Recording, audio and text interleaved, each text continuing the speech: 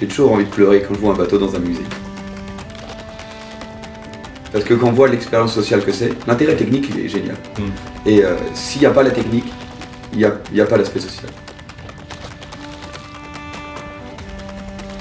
Faire corps et faire équipage avec un bateau comme ça, c'est vraiment sensationnel. On aurait privé Bouilloc de sa vocation à faire ça.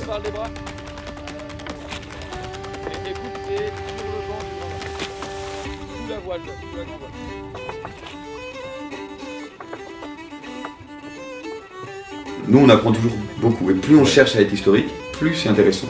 Plus on s'enlève des épines du pied. Tous les problèmes qu'on a, si on prend la voie historique, finalement, on gagne du temps et ça marche. Même à tous les niveaux, même socialement, etc. Par exemple, un moteur sur Bouilloc. Qu'est-ce que ça amènerait?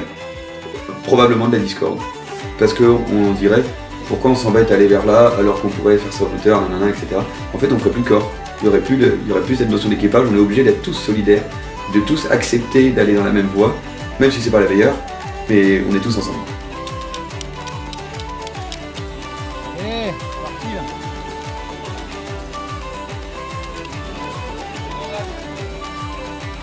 Oui.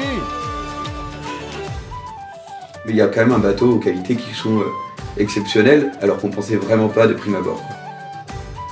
On est toujours surpris, on continue vraiment à rêver et on se rend compte qu'il y a une possibilité qui est liée au fait qu'un bateau historique, il peut correspondre complètement à un cahier des charges moderne.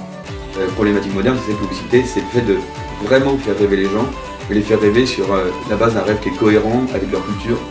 Et du coup, la culture qui est tellement vieille qu'elle est forcément accessible à tous les gens qui sont là, quoi. Là, notre objectif aujourd'hui, c'est du coup d'aller jusqu'en Écosse pour continuer à faire vivre l'histoire maritime bretonne. C'est pas destiné aux Bretons, ce genre de bateau ou quoi, c'est vraiment un truc qu'on peut ouvrir à tout le monde. Et de fait, on l'ouvre à tout le monde et ça marche, quoi. Il y a toujours les gens qui viennent. Il y en a qui trouvent ça dur, il y en a qui sont poussés dans le retranchement. Franchement, c'est des bateaux exigeants, je pense, vous le savez. Encore une, c'est l'assurance d'être à l'heure et de pas être sur le cours. On sait quand on part, mais alors franchement dire quand on revient, c'est pas évident.